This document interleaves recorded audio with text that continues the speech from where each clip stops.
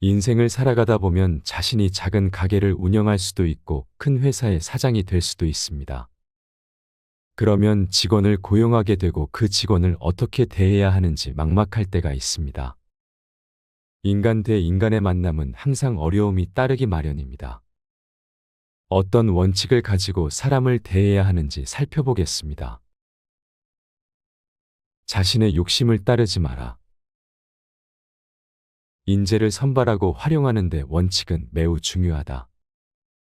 그런데 이런 잣대와 균형을 버리고 자기 멋대로 인재를 뽑거나 자기만의 기준을 만들어 사사로이 사람을 쓴다면 분명 어디선가 큰 화를 입게 된다. 다음에 네 가지는 반드시 피해야 한다. 첫 번째, 고분고분한 자를 기용한다. 두 번째, 인맥으로 인재를 기용한다. 세 번째, 유능한 인재를 시기하여 질투한다. 네 번째, 패거리를 만들어 자신들과 다른 사람을 배척한다.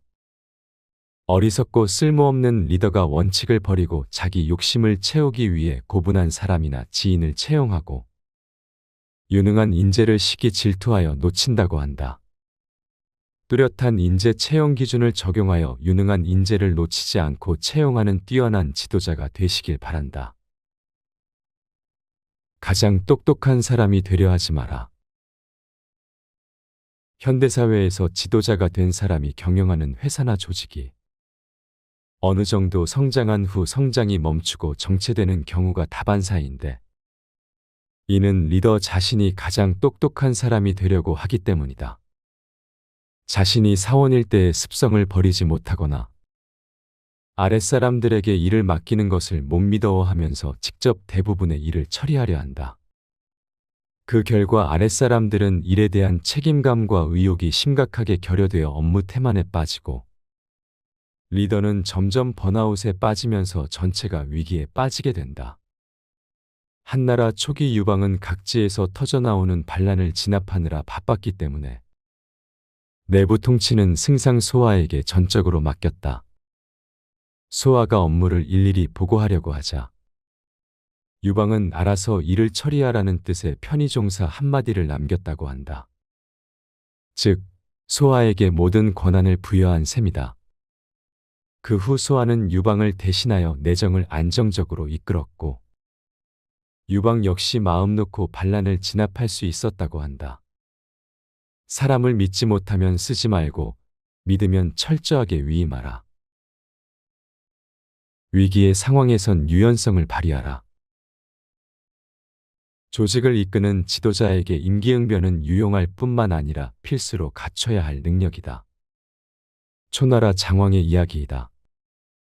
장왕에게 반란을 일으킨 반란군의 우두머리 두월초는 장왕을 향해 날카롭게 화살을 두 발 쏘았는데 한 발은 장왕이 타고 있던 전차의 북을 꿰뚫었고 다른 한 발은 전차의 지붕을 꿰뚫었다. 두 발의 화살은 별나게 크고 날카로웠다. 화살을 구경한 병사들은 두월초의 화살이 신의 화살이라며 겁을 먹고 사기가 크게 떨어졌다. 이때 장왕은 이런 말을 던졌다. 나는 예전에 세 발의 날카로운 신의 화살을 직접 만들었다. 그런데 두월초라는 놈이 그중 두 발을 훔쳐갔는데 오늘 두 발을 다 써버리고 그놈에겐 더 이상 신의 화살은 없다.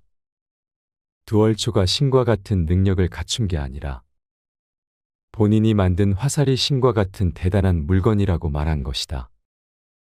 이렇게 활을 쏜 두월초의 실력을 자연스레 깎아내리고 본인의 능력을 돋보이게 했다. 그 결과 병사들은 금방 사기가 다시 올라 반란을 무사히 물리쳤다고 한다. 이렇게 리더가 위기 상황이나 급작스러운 상황에 적절하게 임기응변할 수 있다면 그 리더를 따르는 사람들 역시 안정감이 있게 일을 처리할 수 있다. 잘한 일은 부하의 공으로 돌리고 나쁜 일은 자신의 책임으로 돌려라. 본래 동양의 전통에서 리더는 자기 잘못은 물론 아랫사람의 잘못까지 인정하고 끌어안는 남과라는 지도력을 강조했다. 남과는 오래전부터 유능한 인재들의 적극성을 끌어내고 교육, 격려, 자극하는 중요한 방법이었다. 남과의 지도력이 중요한 세 가지 이유는 다음과 같다. 첫 번째, 인심을 얻는 가장 강력한 힘이다. 두 번째, 조직이 흥한다. 세 번째, 잘못을 미루면 실패한다. 잘못을 미루는 위과는 인재를 떠나게 만들고 백성의 마음을 떠나게 만들어 결국 조직과 나라의 패망을 초래하게 된다. 달다고 삼키지 말고 쓰다고 뱉지 말아라. 옳고 그름을 따지거나 신의를 돌보기보다는 자신의 이익만 꾀하는 행동을 이르는 말이다. 이처럼 대부분 사람은 본능에 따라 움직인다. 하지만 위대한 지도자가 되기 위해서는 본능을 수행할 수 있어야 한다. 북송의 저명한 정치가 구양수의 이야기를 살펴보면 구양수는 조정에 글을 올려 세 사람의 유능한 인재를 추천했는데 세 명 모두 구양수와는 관계가 좋지 않았던 인물들이다. 구양수는 이것에 대해 훗날 이런 말을 남겼다. 소인배가 좋아하는 것은 이익이요. 탐내는 것은 재물이다. 자신에게 잘해주는 이들을 가까이 하고 쓴소리하는 사람을 멀리하면 이익을 놓칠 수 있다. 역사적 위대한 리더들은 능력과 품성을 갖춘 인재들이 적이라고 해도 자기 사람으로 포용하고 등용할 줄 아는 사람들이었다. 반면 대하기 편하고 아첨을 잘하는 사람들은 철저히 멀리했다. 만약 눈앞에 달콤한 제의를 하는 사람과 쓴소리하는 사람이 있다면 구양수의 한마디를 기억하자. 달다고 다 삼키지 않고 쓰다고 다 뱉지 않는 사람만이 위대한 지도자가 될 수 있다. 고난을 만나야 단련된다. 리더라면 인재가 그 능력을 한껏 발휘하게 만들어야 한다. 사람의 재능을 충분히 발휘하려면 인재가 능력을 충분히 펼칠 수 있는 자리를 마련해 주어야 한다. 인재를 단련시키기 위해선 반드시 고난의 과정을 겪게 해야 한다고 한다. 첫 번째, 인재에게 조금 어려운 일을 준다. 인재에게 조금 어려운 일을 주면 스스로 분발하면서 앞으로 나아가게 된다. 두 번째, 인재의 능동성을 극대화하라. 인재가 그 재능을 다할 수 있게 하려면 그 사람의 힘을 다하게 해야 한다. 그 과정을 거치면 인재는 빠르게 성장하기 때문이다. 각박해서 성공한 인간은 없다. 역사상 각박하게 굴면서 성공한 리더는 거의 없다. 반면 포용력을 가진 리더치고 실패한 리더 또한 거의 없다. 아주 단순하고 쉬워 보이지만 실제로 실천하는 리더는 드물다. 특히 권력을 잡은 다음 자신에 반대하거나 맞선 적에게 포용력을 발휘하기란 쉬운 일이 절대 아니다. 하지만 이때 리더의 자질을 판단할 수 있다.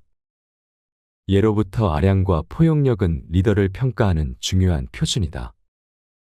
각박하고 성공한 리더 없고 각박한 인재 역시 끝내 성공할 수 없다는 사실을 항상 기억해야 한다.